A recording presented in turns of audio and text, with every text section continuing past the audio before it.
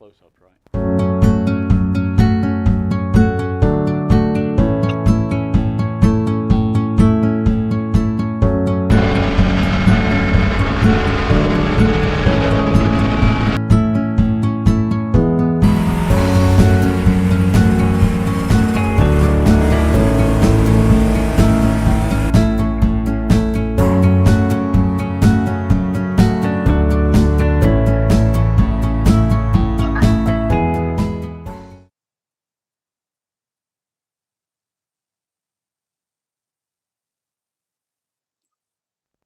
Excited looking bunch.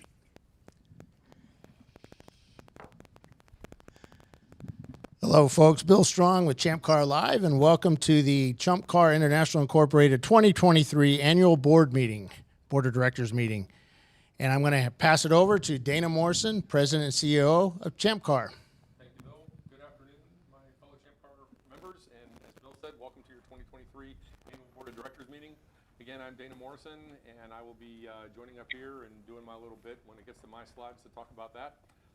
But to keep this short and get it moving, after the last couple minutes of listening to the banter, I think I've decided that next year I'm going to replace all of us with actors. And with that said, I'd like to hand you over to the chairman of your board of directors, Justin. Good afternoon, everybody. And sorry, someone was talking over. I too would like to welcome everybody to the 2023 Annual Board of Directors meeting.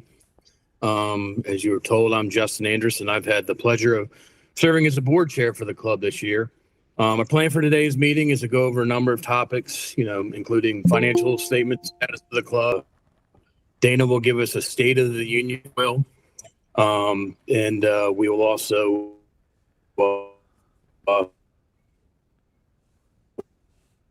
over, last but not least, the BCCR petition, many hours spent reviewing and discussing them.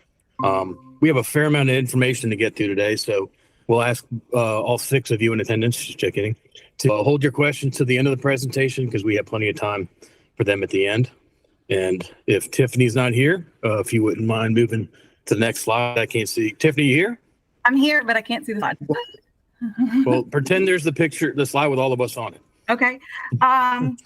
Good morning, everybody, or good afternoon. I'm just going to introduce your board. I'm going to start with your, what are y'all called? Office. Justin Andress is chairman of the board this year. These officers are elected annually. So for this year, Justin Andress, Chris Huggins, you may know him also by Pinkies Out, is our vice chair. I'm Tiffany Alexander. I'm the secretary. I drive with Trophy Wife. Rodger Coan, Birmingham and Pinkies Out is on our board. He's one of our newer board members. Franck, he's our head tech guy. Mike Coleman is one of our newest additions and is acting as treasurer this year. And Franck Rehnelt of 901 Motorsports is with us as well. And with that, I will pass you over to who's next? Dana. All right. We bounce right back to me again. So a little icon for my annual report. If you've got literally nothing better to do, feel free to download that and read that at your leisure. But just a couple of the high points that I'd like to hit on. I'd like to remind everybody again that we are at our root a cost-based club. We've been defined a lot of different ways, builder club, etc. But cost control sinks into everything we do. And in addition to cost to you, the racers, we also look at cost to the club. And we look at the perception of cost, right? The perception of what it costs you to go racing. So ultimately, our decisions are driven around trying to keep racing inexpensive and accessible to the common person. So that drives a lot of what we do. Looking back on last year, some of the things that are on the next slide too, I don't know if Bill's going to advance it yet or not, but it doesn't matter. I've got the next ones anyway. But some of the things from 2022 and 2023 really kind of overlap into each other. Overall, we ended 2022 in a pretty strong position. Admittedly, not as strong as we were in 2021, but looking back with the arc of history, the last couple of years have been a bit of a roller coaster ride, right? We all dealt with 2020. We all went through the joy of 2021 and the back to racing, and that was fantastic. But getting into 2022, things have kind of stabilized again. We're kind of back to the place financially, race count, car count that we were at in 2018 and 2019. And that brings with it some good and some bad. The good is we're stable. The bad is we got to start looking at some decisions about things like where we race and where we're going to take our rule set in the future and whatnot. So maybe bad's not the right word, but there are opportunities there to look further downrange finally, and the stability allows us a chance to do that. Last year, we brought in a couple of things. I kind of mentioned in here that I tried to set us on a trajectory to try and move as much of our organization into an online environment as I could. You guys may remember that going back into 2021, we brought the electronic tech form in. We've really streamlined that in 2022. It's working really, really well. It has dramatically sped up the time in tech. As long as you guys get that form filled out properly, get it saved and submitted in the system, tech guys are able to open it on their tablets, crunch right through all your safety gear, and move you along in tech. We also brought in the Code 35. Some of you may remember that we started using that at VIR several years ago, and then thanks to the Flagtronics people, we were able to automate that thing, make it transportable, something we can communicate you through the Flagtronics system into the car. We brought that out in 2022 at several tracks. We tried to bring it out as much as possible, and it's worked out really well, and it is to the point now where we are using it everywhere we go. It's our standard way of doing business. It just makes things so much faster on the track. For those of you that have not raced it yet, I don't know how many there may be, but if you watch any Formula One, it's essentially a virtual safety car. What it allows us to do is take the entire field down to 35 miles an hour while we work an incident, and then bring everybody back up to racing speed without putting the pace car out. On average, we can drop the field down to 35 miles an hour and get safety vehicles moving on track in about 15 to 20 seconds. It allows a much faster response time to any disabled cars on track and gets you back to green flag racing. And as I've said many times, ultimately that's what you guys paid to come and do, right? Nobody pays to come to ChampCar to ride around behind a pace car. We want to get you guys back to green flag racing as fast as we can, and obviously handle the incidents as quickly and safely as we possibly can for the rescue workers. That has worked out really, really well. We have all of our own equipment now. We've even bought the actual flags, the hand flags. We bring those with us to every track and hand them out to the corner workers. So that system is completely self-sufficient. We can bring it with us, set it up anywhere we want. We started doing some cross-training last year. Some of you may have had the pleasure of running some races that were run under some of our new race directors in training, including Jackie, who's sitting here in the room, Andy, who's pacing around outside, and Laura O'Rourke, who hopefully is one of our people watching online. But each of them have run a couple of races last year and have run some this year. They've done a really great job, and hoping to be able to spread that workload out a little bit. In addition to that, we've been cross-training the staff in various staff positions. We're trying to move away from the idea that tech is tech and timing is timing and registration is registration, and trying to move across that to allow the people in tech to get some training in timing and scoring, allow the timing and scoring guys to work some tech, everybody get a chance to do some time in registration. Allows a bigger pool of people when it comes to staffing our races, and allows us a lot more flexibility if something goes wrong, either traveling to the race or getting set up for the race day or something. We're able to pull on a deeper pool of staff who have experience working in these things. Working forward off the online tech form that I mentioned, we brought in the 2 agreement forms online. Sorry, I'm watching Bill try to get up and not tangle himself in cords. We've brought in the standard participation waiver is now available in an online format, and the same company that we've used for that also provides us with a gear check agreement form. Again, both of those things are designed to speed up your time going through tech and registration. The participation waiver, obviously you can sign that online, and in addition to being able to get that done so you don't have to do it at the track, it allows for a greater level of record keeping. In the past, we had to maintain these forms by hand. They're in a massive filing cabinet in my garage going back as far as we've had ChampCar and ChumpCar. Now it's available online, and we don't have to worry about trying to scroll through people's names and half-written hand signatures and whatnot. If we need to pull a waiver, we can do it electronically, instantly via the company that's keeping the records for us. Same thing with the driver gear agreement. The key thing with the driver gear agreement is if you've ever had to drag your gear up to tech and get your suit and your helmet and your gloves and all that stuff checked, now you can do all that online. And I specify the word agreement there because what the form does, it allows you to read through the ChampCar rules and read through the agreement and acknowledge that you're aware of what that agreement is and she'll comply with it. And when you sign that, it goes back into the registration system. So when your team captain goes through registration, when you get your driver wristband, that will indicate that you are a registered driver and that your safety gear is in compliance. So when you get to pit out, the person at pit out only has to check one thing. They have to check a wristband now instead of a wristband and a helmet decal. Again, we're trying to speed things up for you guys and reduce cost to the club, because now we don't have to buy stickers and issue them out and deal with overages every year. So again, trying to move as many things online as we can. In addition to those two things, or keying off of that, we've changed the format of the registration screen for the team captain.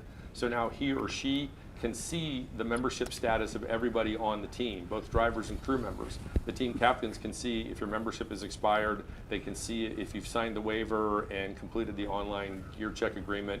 So the team captain can get with the crew members and make sure all those things are done in advance. Again, speeds up your time in the registration line.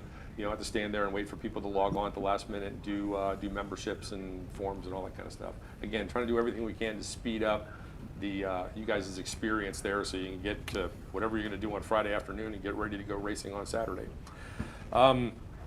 Something that's so new that it's not even on the form, because it literally, we've just been working on it in literally the last couple of weeks.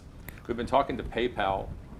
Many of you that do not have a PayPal account have mentioned to me several times that when you follow the link, either for membership payment or to payment for a race event, when you get over to PayPal, the place to pay with a credit card is really hard to find on the PayPal link, and the PayPal folks have even acknowledged that.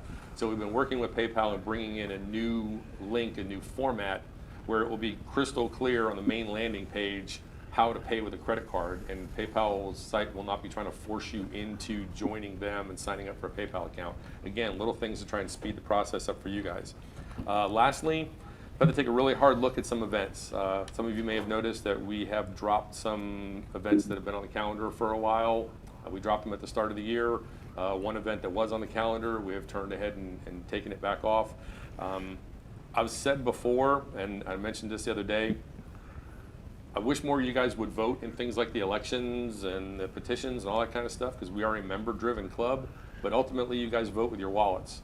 So a lot of people had asked about going back to a couple different tracks, and we put them on the schedule, and then we started looking at the registrations for them, and there just weren't enough registrations to justify going to the track. We have to be good stewards of the club's money, which is ultimately your money. So we've had to drop a couple of really, really historically low-performing tracks, and we're probably going to take a look at that going into the next year or two. Tracks that were historically bad performers, serious money losers. I don't mind losing a little bit of money to take you to a track that the club enjoys, as long as our bottom line stays healthy. But tracks that are historically serious money losers are going to get looked at. But at the same time, that opens up an opportunity in the schedule for us to continue to try to go to new tracks. There's a couple of tracks that we haven't been to in a couple of years that I'm looking at trying to take us back to again, and one track that we've never been to that literally reached out to us and asked if we were interested in bringing a race to their event. So as soon as we can get some hard information from them, we'll see about getting that on the schedule. And ultimately, I'd like to close up with that by saying the fact that a track would reach out on a cold call to us and ask us if we'd bring our race to their event, I think that speaks highly for the kind of event that ChampCar puts on. And an enormous amount of credit goes to the racers, those of you who come and actually run in the event. Ultimately, you're the guys who put forth ChampCar's reputation, the image we put forward, and we appreciate it. Thank you guys very much. And with that, I am going to hand it over to, and it's the one thing I didn't write down on my slide. Oh my God, who do I go to next? Mike, you're up next. Good afternoon. I'm Mike Coleman. I'm the newest member of the board, and I'm the treasurer this year. So everybody's favorite racing topic, financial numbers. Okay, so it's not. But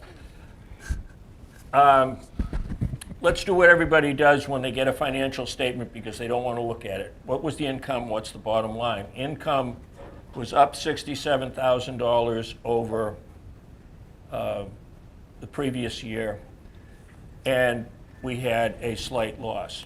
Before we panic about having a loss, if we look back for the past 8 years, back to 2015, 4 years ChumpCar has had a profit, and 4 years they've had a loss. So it happens. We go up and down, things level out in the end. We're in a pretty good position.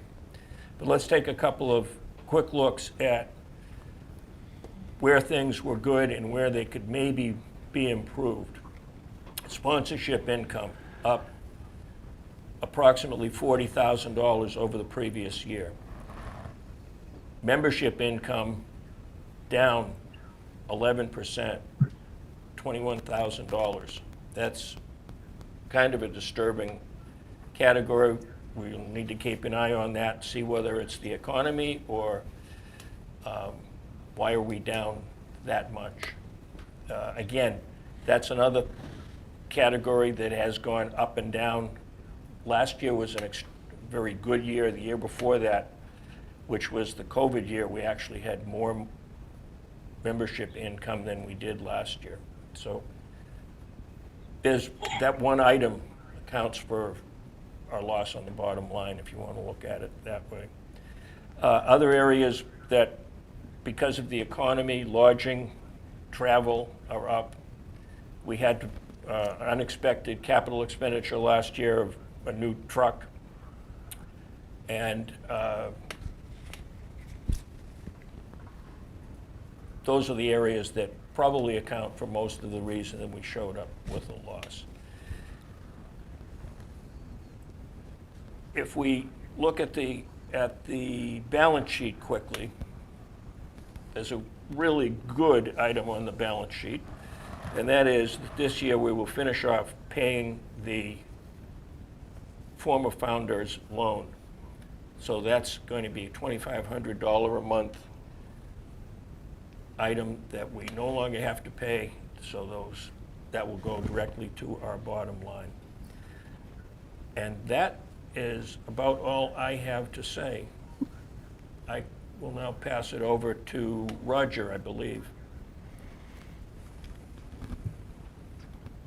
Yeah, thank you, Mike. Good afternoon, everybody. The board wanted to give you an update of what the fellows over at the iRacing series have had going on. Just quickly remind everybody where this started. The 2018 Doc worked with the HJBC guys to found the iRacing series. Their thinking was if we could get people involved, racing the tracks in the sim series with, some of the tracks that we go to, we could generate interest and maybe bring them over to us in the real world. So that's worked out really well. The guys had a little bit of a shakeup last year, and that team is now a 3-person team, the 3Ds of David, Devin, and Derby, and they pretty much run everything in that series. Looks like this year is going to set a record on racers. So far they've been up to 39 participants per round, and the viewership has really gone up as far as those guys run a full service broadcast, and they're giving out prizes. And again, working with Dana to have prizes that they can award that will encourage people to come over and race with us. And they do a really good job of promoting that thing. So some of the things they want to try to get done this year, based on surveys. Well, let me step back just a minute, talk about what their survey. They did a community survey, surveyed their racers, and what they found was most of the guys were satisfied with what they had going on as far as their season length. They had a majority of them that wanted to do more enduro events, and they wanted some new vehicles to drive. And so, they brought some new vehicles into the lineup, like the GR86 and a couple others. The enduro series, they've got 4-hour team races, and they offer the prizes based on that. And restructure things on some of the sprint races also. They did improve their broadcast. They're doing a 1440p resolution with new overlays and camera angles and audio quality. Everything's really stepped up there. Those guys have worked on their technology and made a good, a good experience out of that. And then just trying to promote their what they got going on there internally, across the ChampCar social media, and then also externally with other leagues and different forums, and just trying to attract some other drivers to come race with them, who will eventually hopefully come race with us. And I also forgot to write who was next. I'm sorry. That'd be Chris for positions. All right, Chris, sorry about that, man. No problem, Rodger. I'm Chris Huggins. I get the pleasure of talking about why I'm sure all 15 of you are watching this meeting. To go over the 2024 31 petition responses, how the board members voted on you, the members' petitions that you put in last year, And our votes are documented and are going to be available for you. They'll be down in the show notes below or included in the petition or included in the presentation. So first I'd like to talk, kind of touch on what Dana did earlier. We're a member-owned club. It's kind of unique. There's no other orgs in our market that are member-owned. And part of that is that you, the members, are encouraged to participate. You can run to be sitting at this table next year if you like. You get to vote on who sits at this table if you don't want to be up here. You get to put in suggestions if you think there's something that could be changed. It could be unofficial, just an email, or it could be an official submission. And then once those official submissions are received, you can vote on which ones you like and which ones you don't like, or you can put in comments. And we read all of the comments, and we really take in consideration what the members want. This year, we had an increase in the number of members that did participate, over double what we've had in years past, but still only 3.6% of the club. So that's not very many in the scheme of things. So, how do we view that? There's 3,500 members that didn't participate. Are those abstain votes? Do they just think the status quo is what should continue? They just don't know what to do. So with that in mind, the board kind of really took a, unless we have a really good reason to change it stance, let's not make any big changes. And so we approved 13 of the suggestions, but the majority of those were clarifications on safety items or existing rules that were difficult to understand. So with that, I'm going to turn it over to Ray to talk about some of those petitions. All right. Well, first off, I'd like to thank the membership for the opportunity to serve on your board with these fine people and the ones we have with us on the net. We seem to have the same goals, providing the most affordable and best racing on the planet. That's our goal and what we want our members to do. I also have the unique opportunity of working for the club as your tech director or tech chief. And I also work along with the best staff to ever put on a race. I also want to thank the staff for constantly going the extra mile to make members' racing experience a great one. Now on to these items on this sheet. Belts. Of course we want belts installed per manufacturer's guidelines. But as we read through there, we know there are no belt manufacturers that recommend mounting shoulder belts on loose or on curved harness bars. And whenever one of our techs or myself happen to reach in and find belts that slide, may find their way around a bend, or using a seat that has a very large slot across it, finding these things, we'll ask you to retain the belts so it'll encourage them to stay on your Huggins in your first hit, or if something happens and you come off the wall and something else hits, you have additional contact. So keeping them together will keep your Huggins, or hopefully keep them on your Huggins for more protection. Now we're going to go on to window nets. Again, tech will use common sense, as we believe everyone that, or most everyone that drives one of these cars, their hands actually reach the steering wheel, and therefore we feel that the net should come somewhere pretty close to the steering wheel also, at least on plane with the wheel. We are going to get Bill to draw up a fancy little picture to show such. And by the way, buy a window net bigger than a napkin, and we'll all have good, because cars do roll over in incidents. We have had, don't want to say many, but we've had more than a few.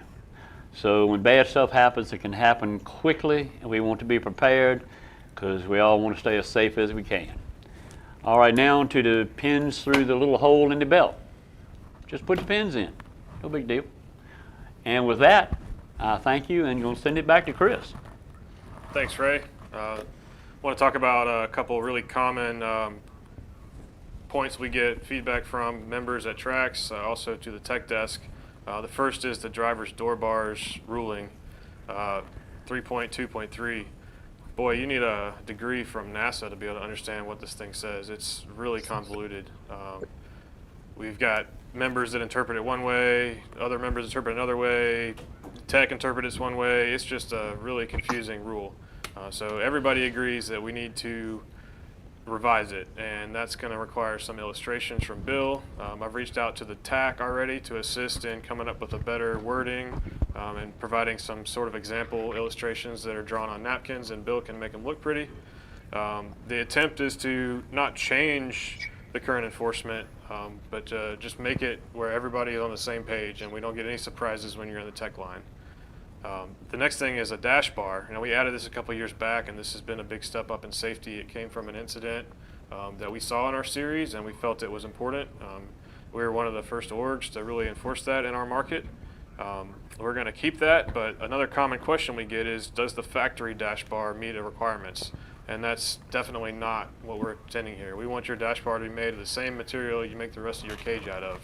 And so we're going to add some information in the BCCR that specifies that and give it more details than just the one line that says a dash bar is required.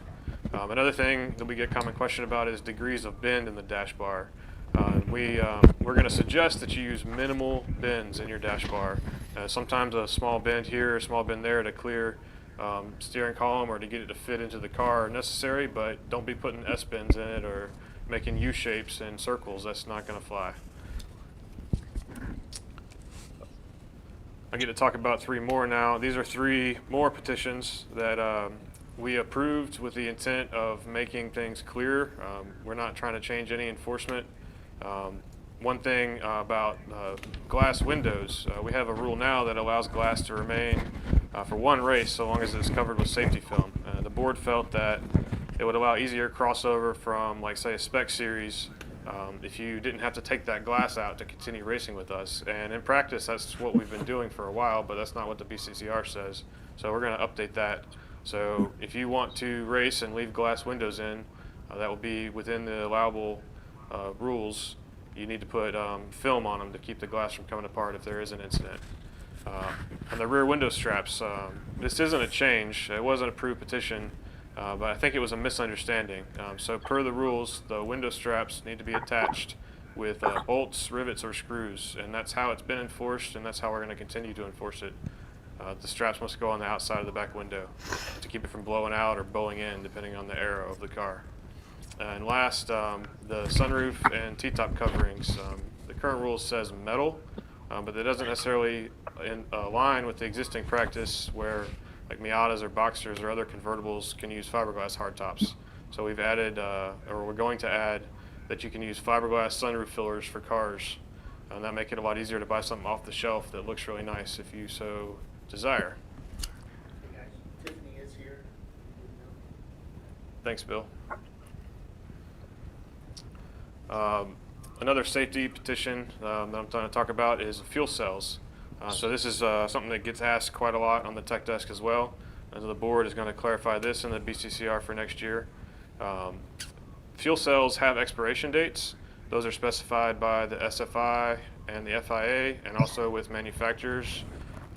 ChampCar follows those recommendations, and if your fuel cell is expired, we want you to send it back and get it recertified or replace it as necessary. That is not exactly clear in the rules, but we're going to make it so in the future. To help streamline that, we're working to explore a technology option that will require team captains to verify their fuel cell condition and expiration dates and sign an agreement that ChampCar will store in a system to confirm that all of our members and all the cars that race with us are in compliance with our safety requirements. And with that, I'm going to turn it over to Franck to talk about some fun stuff. Fun stuff, yes. Next slide is all oil pan petitions. Petition 13, 14, and 58. Petition 13 asked for 0 points for any oil pan that was accessible from the VPI list, on the premise that swap cars are already getting this for free. But actually, swap cars can argue that they are paying points for these pans through their base 50 points that they already pay. So 13 was voted down loosely. We felt it fell under the prevailing thinking that no more free stuff. A lot of people on the board think that we've got just too much free stuff and we need to rein that in. But petition 14 is kind of along the same lines. Asked for a reduction of pans from 20 points to 15, and that was approved on the basis that we get a lot of feedback wanting reliability parts to be reduced or more in line with, say, 10-point wings. And, 20-point, a 10-point wing is not the same as a 20-point oil pan. People feel like reliability parts need to be lessened and performance parts might need to go up. So these are the things that we're looking at, and Petition 14 is kind of a step in that direction to kind of loosen up the reliability parts. And then number 58 was a petition to bring oil pan baffles to the fixed point list at 0 points. And even though that is another free stuff, it did pass. And the petitioner argued that and the board agreed that this is very hard to tech. And it doesn't really add much to as far as performance, but it really gives reliability with very low cost. And that's also another step to this, trying to encourage people to spend their points on reliability things and put it more in balance with the performance parts. And those are the three that I have. And now back to Chris, the Honorable Chris. Thanks, Frank. So these are the last two petitions that I get to talk about that were approved. The first came through the TAC, actually. Some experiences those guys had at the track. The idler pulleys petition. So if you have a vehicle that had a secondary air pump or air conditioning compressor on a serpentine belt, where taking those non-race car parts off wasn't possible without having to add another pulley.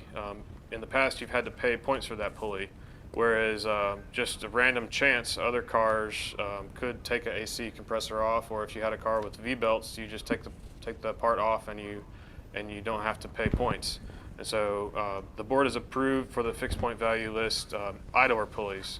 I want to make a note that does not include other pulleys. So if you want to put a damper on your crank pulley or an underdrive pulley on your alternator, the point value on those pulleys are not going to change. This rule is specifically for pulleys that don't drive anything that's rotating. And the next is another petition that came out of an event that happened previously. It's more of a clarification. The board really feels this is already in the rules, but if members are asking for more clarity, we want to listen to that feedback.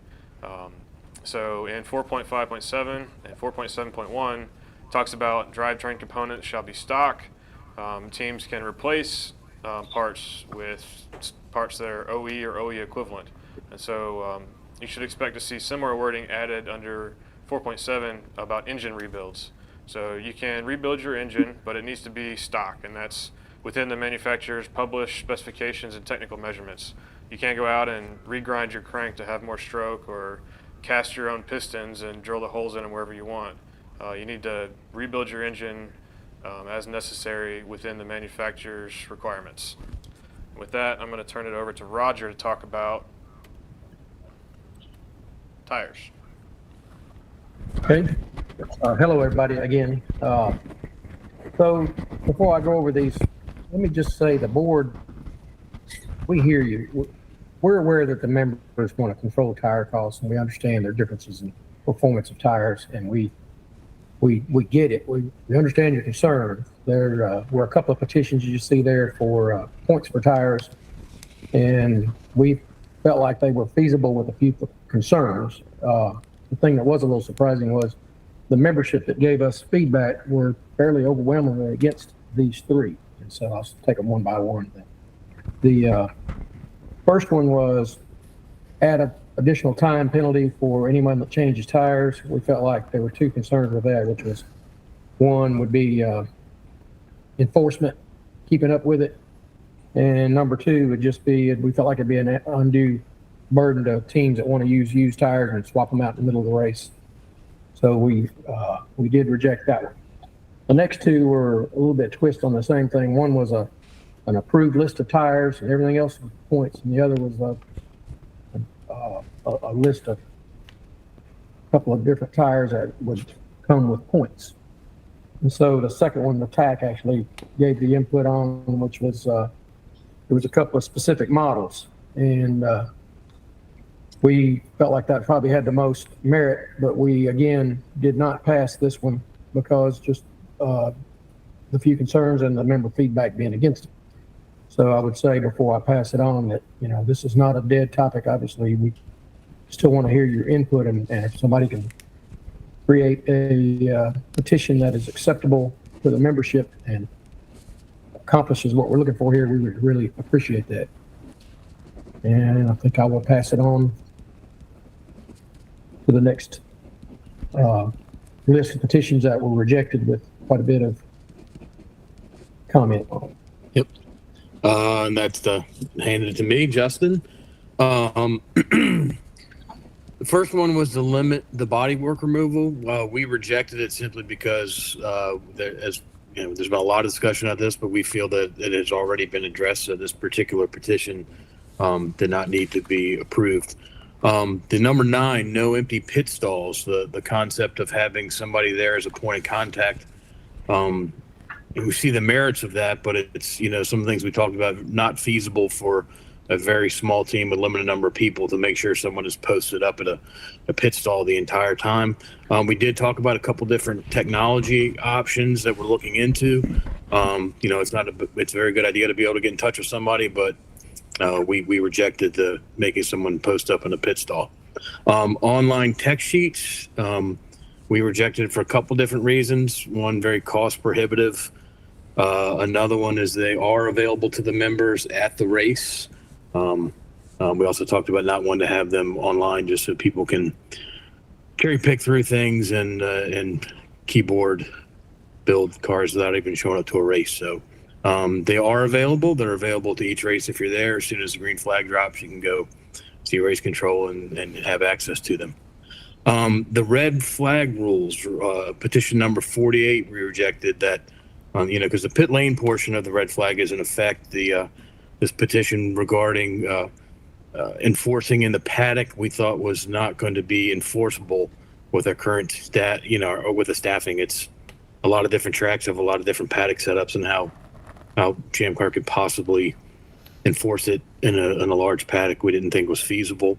And then also that, the situation is under the race director's discretion, and it's not really applicable to the BCCR. And the last one I had to go over was number 50, and that was tech desk interpretations, and we rejected it because it's already the intent and is not really applicable as a BCCR rule. And another thing to consider is that it's, it hasn't really occurred because there's a lot of ticket volume compared to staffing, and I'd like to take this opportunity to thank the folks that volunteer their time for the tech, because there's a lot of time spent with that as well. But those are the reasons why we rejected those particular petitions that I just mentioned. Next up, I will hand it back to Chris to go over all of the acronyms. Yeah, I get the really techie slide here, so if this is boring to you, feel free to tune out for about 5 minutes. These were 2 petitions that were rejected, but we felt it was necessary to go through them because they are kind of involved and they get a lot of questions. So a lot of times people ask about swap weights. That was changed a few years back. So when they first came out, the ChampCar employees went through and found the curb weight for most vehicles and took a fixed amount off, and that was the basis of the swap weight.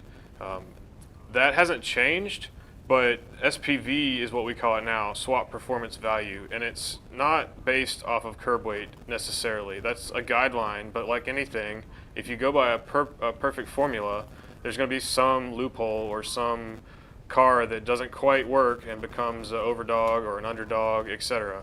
So the swap performance value is something we can use to adjust the balance of performance. If you change the SPV, you can change the performance of a swapped version of the vehicle without affecting the performance of the non-swapped version of the vehicle. We have other tools that we can use to change that at this point as well. The SVPI, which is the base value that you start your swap from. So on some cars, the obvious example is the E30. The swap VPI is always 450, no matter what engine came in the car or what engine you're putting into the car.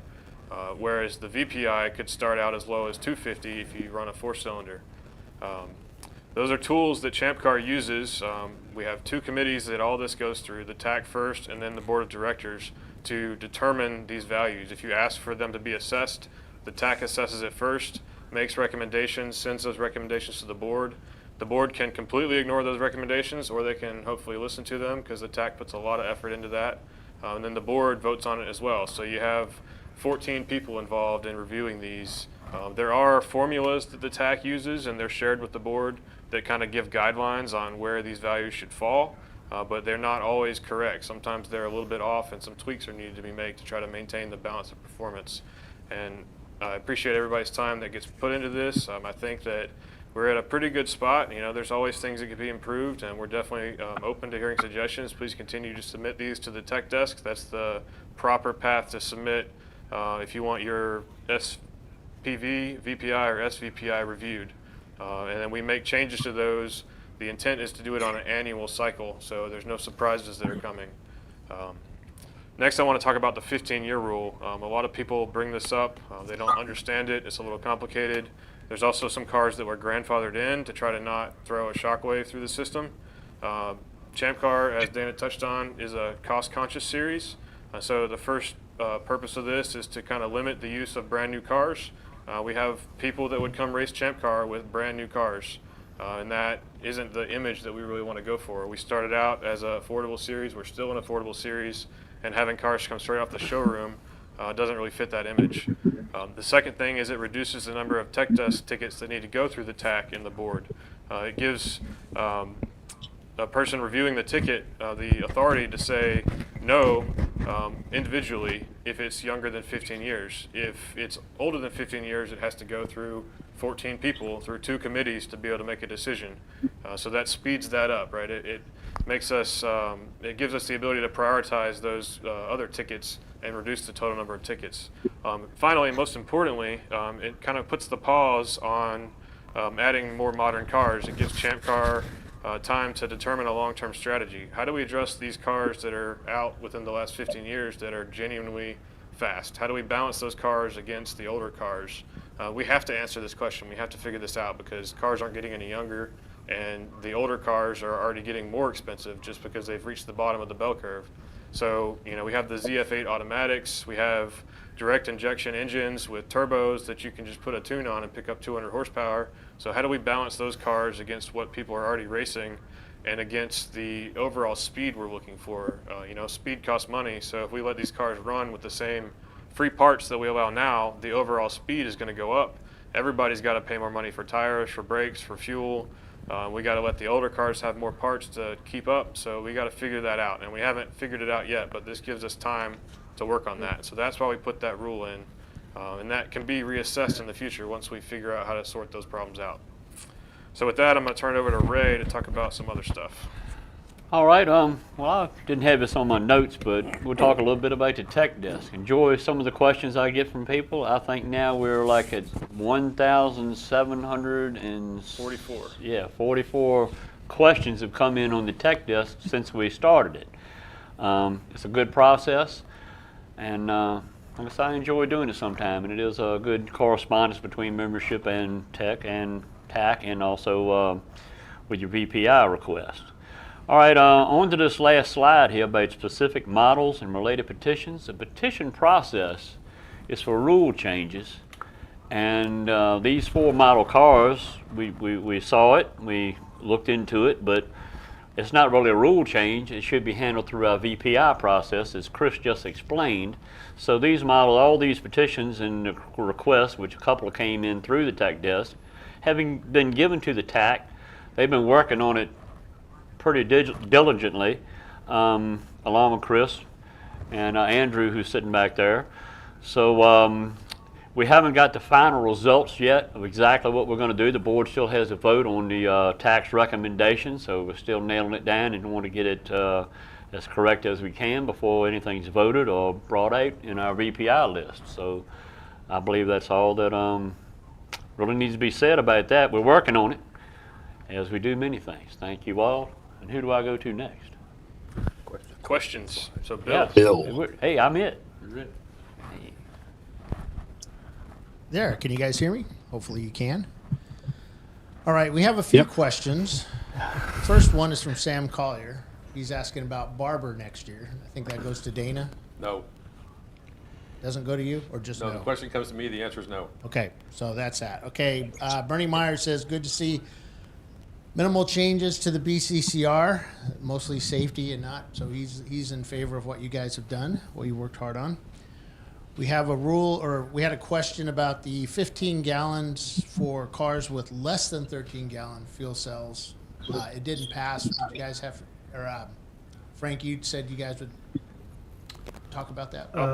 Yeah, it didn't pass, mostly because it would affect the VPIs, right? The VPI, is that the right acronym? The Yeah. VPIs of all the other, we felt like if we gave them 15 gallons, that it would affect the VPI, and it would be just a lot of work to straighten out the VPIs. It didn't pass big, I think. I think maybe there was only one yes or two yeses, and the rest were no's. But it just would create a lot of work as far as updating the VPIs for cars that were under the 15 gallons. And the fact that they were under 15 gallons was already baked into their VPI. And so far, that's it for questions. Haven't had anybody else ask anything. Ron wanted to know why his car wasn't on Rule 67. Ron, I put your car up there first, but everybody was confused. It didn't look like a 944. Yep. I thought it was a side-by-side, sorry. They called it a Miata. Okay, so far, pretty much the consensus is everything's good, and these are folks that are normally on our ChampCar Live shows. Of course, when we hang up and we put this up on the web, we'll get a ton of other questions. If no John Hurley, there will be no Lexus reduction. John's actually sitting behind me. We talked about all the petitions that were approved. All the ones that weren't approved, we didn't necessarily talk about because then the meeting would be 30 hours long and everybody would fall asleep. But you can see who Yes. voted for what in the documents attached in the show notes. And if you have questions, email us. Yep, board@champcar.org or info@champcar.org, and it will get to the board. That it, guys? Ron wants to know All right. where next Oh, wait, year's we still have some more. We might have some more. Ron wants to know where the next national championship's going to be next year. Once I decide, all the rest of you will be the second to know. All right, here's another question from Tony. What possible solutions has the board considered to help further drive member participation in the petition feedback process? Members want change, but feedback is low. Cookies. I wish I knew. If you have suggestions, feel free to send us an email because I would love to have more people participate. That 3.6% is a number that we just don't understand. But I guess we talked about it a lot, and we kind of have the impression that if people wanted change, they would speak up loudly, like the squeaky wheel gets the grease. So the people that want change are speaking up, and the people that don't want change aren't necessarily speaking up. And so with that in mind, we tried to do minimal changes. Right. I got a little something. Yeah, What I keep telling the Yeah, one board more is the rest of the staff. Okay, go ahead, Justin. Oh, no, I was just going to say one of the things that we had talked about is, and I think, Ray, this might have been where you were getting ready to go, is we get a lot of feedback from folks that are at the race. And a lot of times the feedback that Ray especially gets interacting with everybody as they go through safety tech is not necessarily representative of what is sometimes seen on the forum. So we talked about what's a way to get people's input while they're there. We don't want to restrict the friction of commerce or make it more difficult for people to get through everything. We're kind of going the other way. So we're open to suggestions because this is a club and we want to absolutely get everybody's feedback, but we don't want to do it in a heavy-handedly way. That was Yeah, I pretty was going much to it. say, one other thing I was going to say was, if there was a true bellwether thing that would really change the series, we talked about possibility of having it something that the team captains just have to answer when they register for a race. And so that's something we've been kicking around, or I've been kicking around to the board anyway. That's take a lot of work to put in place. Not everything, but maybe just a few really, really important issues. We could do it that way. Another thing we talked about is doing a community survey like the iRacing guys did, sending that out to all the members, not with 87 petitions that they have to look through, but just like 5 simple questions and then a text box, what do you think? What can we improve on? What are we doing right? What are we doing wrong?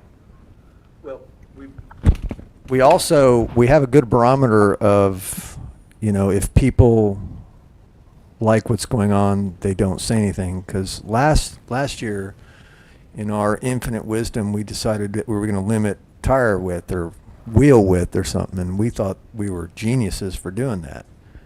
And as soon as that, and we decided maybe we should let people know what we're doing. So we put that out there, and I think we got more feedback on that than anything we've ever done. There was hundreds of people, and our genius idea was shot down. So I think if people, that tells me that when people are upset, that's when we hear. And that makes it more believable when things are quiet. More people are content with how things are going. Not that we're not going to listen to anybody, but that's how it seems like it's going down.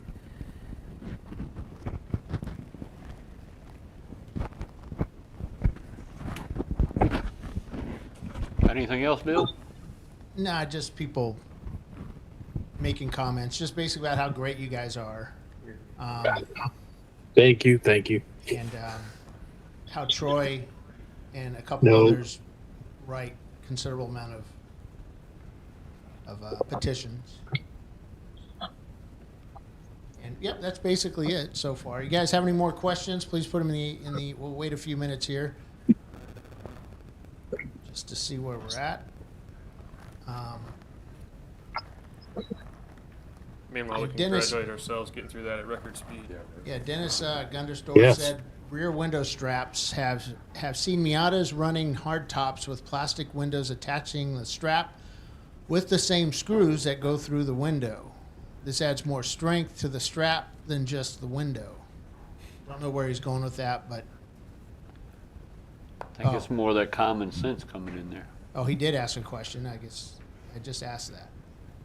I think that's it. Was that it? Some guy wants to know if we can allow 1600cc sport racers into the race as our prototype class, I guess, because they're cheaper to build. We don't want tube frame cars racing with unibody cars.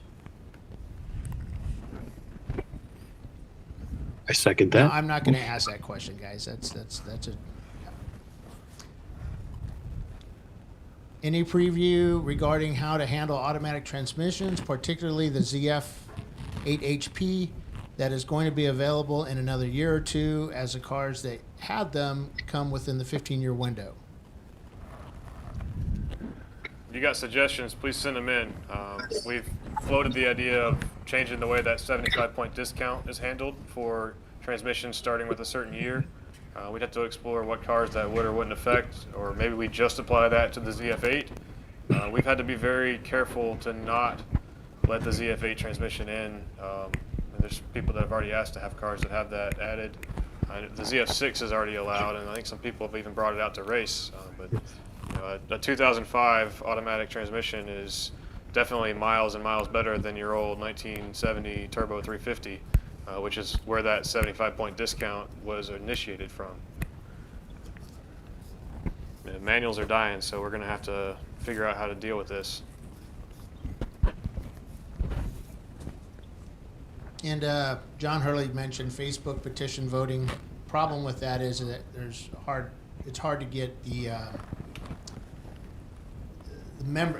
current members can vote, so it's hard to get to audit all that. Whereas we can do it a little easier with our Google stuff. And Facebook's dying. Yeah, down with Facebook. We need to get younger members in the series. Yeah. Not people on Facebook. All right. Thanks to the board, crew, and all the great competitors. Love racing this series from Woody Rodgers from Tire Rack. Thank you, Woody. And Matt Thank you. Gavronsky, thank you. I have some thoughts and we'll send them in. Hiller Calder says thanks to all the board members for the amount of time they put in. And Matt Gavronsky, appreciate everyone's work. Average Joe's Racing Team says good point about the ZF Trans. And Tony, but I can't pronounce it. He appreciates all the work that goes into making this series healthy. So while you're reading those, Bill, for anybody that might still be watching, because this is like the third time I've been asked about the championship, I'll throw a couple little teasers out there. Tell me what you'd think, just yes or no, random comments about going to a brand new track again, like we did, last year? A brand new track, place that ChampCar has never been to before, and a track that arguably nobody would have a home field advantage on, and that is relatively centrally located in the middle of the country. So those of you that are going to be running for the championship, tell me what you think about making a poll. And then secondly, in all honesty, people have asked about the championship. It's still a little early for us to be locking in contracts, especially as we're looking at changing a few things and changing a few dates. So until I can get contract dates locked in, it's hard to settle on where a championship is going to be. Obviously, I want the championship. My kind of self-imposed rule is the first quarter of the year, at least by April. I'd like to get the championship race in. Nobody wants to race a championship race in November or December of the next year.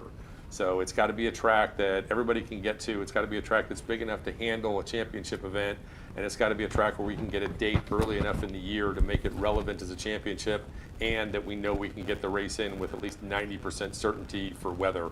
And I say that knowing what's happened at Road Atlanta the last couple of years, but that was a last-minute decision. So, a couple of hurdles to overcome there. But seriously, tell me what you think about dragging somewhere out in the middle of the country to a brand new track.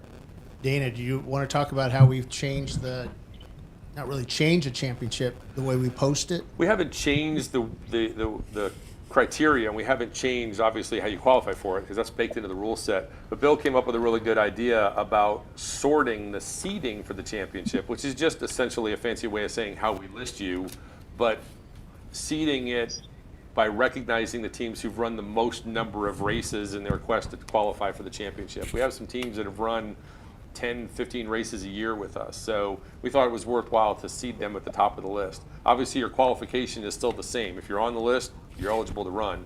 But it's a way of recognizing the teams that have run with us a lot. So we thought it was a good idea, and so that's why we've changed the seeding this year. I think 901 Motorsports is up there, aren't they? What's that? Aren't you at the top of the list right now? Are we? I think so. That's by accident. Take We're a picture. just because we were the buzzards of the Ozarks. Yeah. We had a whole bunch of people in here, but they all took off. But So we're here talking to we ourselves? were just talking to ourselves. Okay, so it's like did every anybody board in the meeting. audience here, did you guys have any questions? No. They're all staff, so.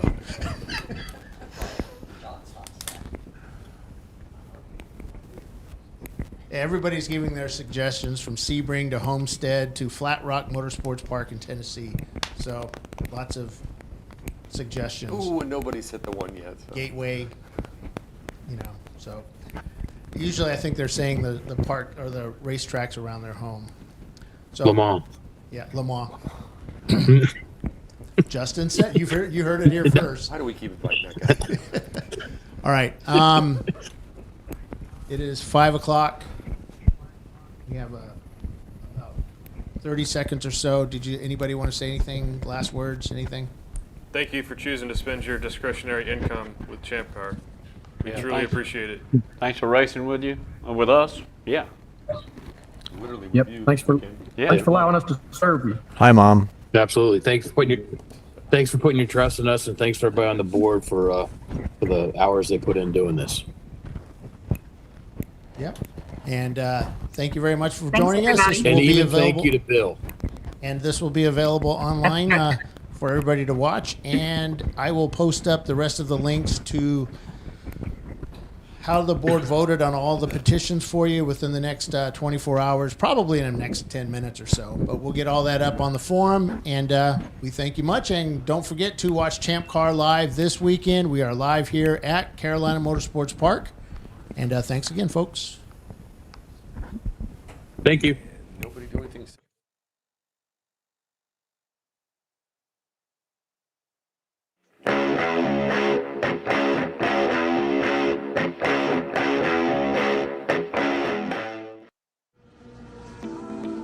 ChampCar is an endurance road racing grassroots motorsports series. The idea of ChampCar is you can get a bunch of buddies together and on a budget go to these premier racetracks all over the United States and up into Canada and get maximum track time. Josh here, Wasting Money Racing. The things that really draw us to ChampCar that we love is that the series is a little bit more serious than the other entry-level endurance racing series. And the series as a whole is like a big family, and everybody is always willing to help each other in any dire situation that you may have. The rulebook is intentionally kept small to make it simple for everybody to go racing, and yet control costs for the competitors. For sure, one of the most exciting things for me with ChampCar was that I get to race on all these amazing racetracks, and it's super easy. No licensing, no special qualifications. All you need is your driver's license, your gear, your membership. Rent yourself some seat time, and you can go racing this weekend.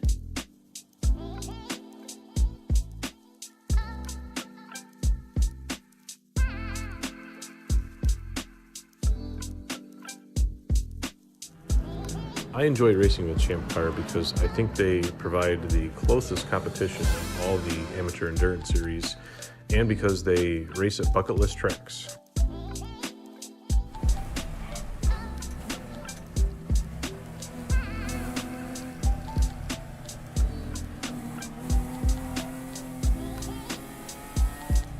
Hi, this is Rick Brazar from Savannah, Georgia, RPM AutoWorks Racing and Apex Predators Racing Team. What I like about ChampCar Endurance Series is the opportunity it gives an old guy like myself to get back into some competitive door-to-door racing with a modest budget. You can put together a really nice car for not a lot of money, and it's a lot of fun to go out there and mix it up with some top-notch drivers. I enjoy the camaraderie, I enjoy the friendship, and I enjoy the program that ChampCar Endurance Series has put together.